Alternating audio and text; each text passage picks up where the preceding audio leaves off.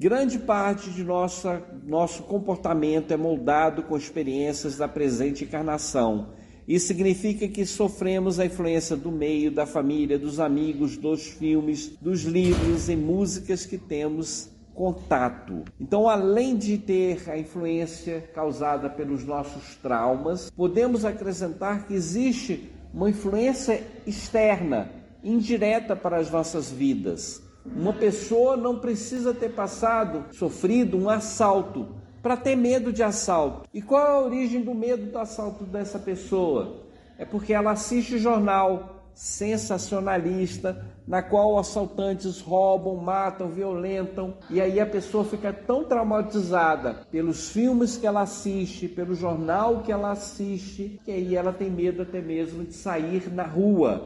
Ela não passou pelo trauma, mas ela adquiriu este trauma porque ela viu que não devia, assistiu jornal, assistiu revista, viu filmes. Isso causou medo na pessoa. Então nossa personalidade também é moldada, é influenciada pelo que a gente escuta. Se a pessoa já tem a tendência à depressão, só fica ouvindo músicas de depressão, ela só está estimulando mais a depressão nela. Se ela é uma pessoa temerosa, já tem naturalmente o medo, e aí ela começa a assistir filmes violentos, a ver o jornal, o medo dela cresce. Somos influenciados para o bem e para o mal, pela música, pela televisão, pelo que a gente vê na rua, pelas conversas que a gente ouve, pela conversa que nós temos, a gente é influenciado. E isso molda a nossa personalidade. Acrescentemos acontecimentos marcantes em nossa história, tais como traumas sofridos, a morte de parentes e amigos,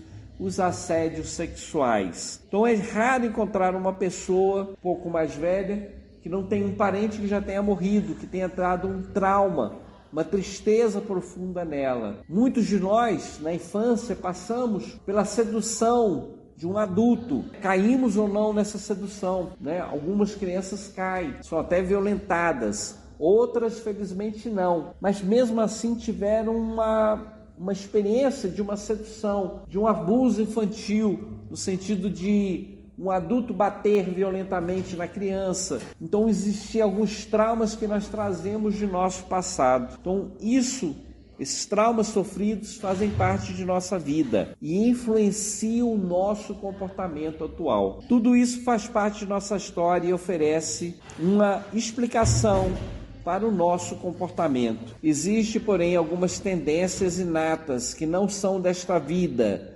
medos, talentos ou tendências que nenhuma lógica é capaz de justificar. Se o trauma não é desta vida, certamente tem sua origem em outra encarnação. Nos dias atuais, um grupo de pesquisadores e psiquiatras defendem a teoria das vidas passadas, partindo justamente dessa premissa. Se o trauma não é da presente encarnação, ela deve ter sua origem em outra encarnação. A terapia de vidas passadas não é uma terapia no campo da psicologia ligada à religião. Os terapeutas de vida passada acreditam na reencarnação, porque ao colocar um paciente em regressão de memória, ou seja, colocar o paciente deitado, induzir ele a uma hipnose, uma auto-hipnose, uma hipnose, fazem com que a pessoa recorde o acontecimento passado. E quando a pessoa vai recordando o passado,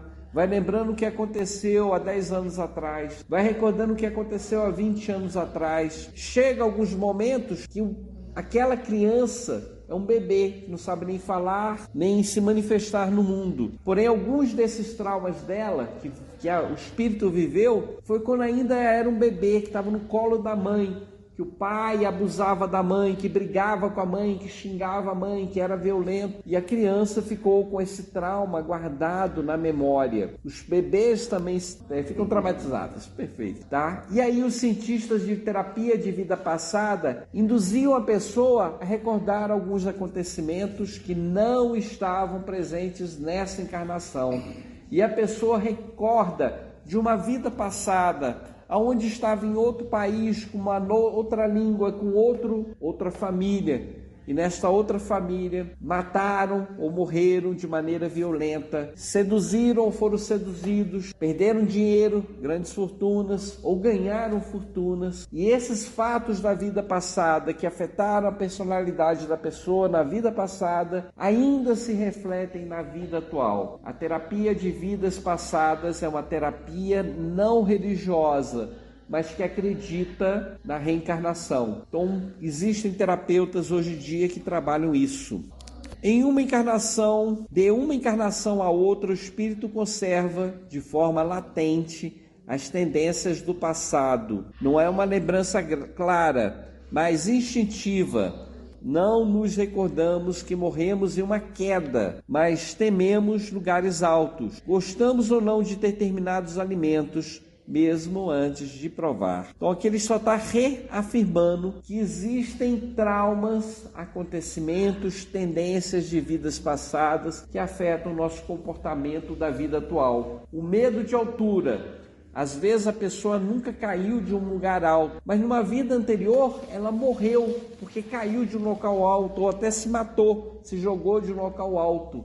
E agora na presente encarnação é uma pessoa que tem pânico de lugares altos, que ela não consegue subir num prédio alto, que ela não consegue olhar para baixo de um prédio alto. Isso é normal. Apesar da pessoa estar completamente segura, é normal encontrar pessoas com medo de altura. É normal encontrar pessoas com medo de barata. Barata nem tanto, mas aranha, de escorpião, de alguns insetos, perigosos ou não. E não tem uma explicação lógica. Se a gente parar para pensar, realmente devemos nos prevenir, vigiar nossa casa, limpar nossa casa contra os insetos. Mas não precisa ficar em pânico por causa de uma barata. Não precisa sofrer por causa de uma aranha. Graças a Deus, a grande maioria das aranhas brasileiras não matam. Pode ser até venenosa. A maioria das cobras nossas não são peçonhentas. A maioria das cobras são inofensivas. Logicamente, quem pode dizer se a cobra é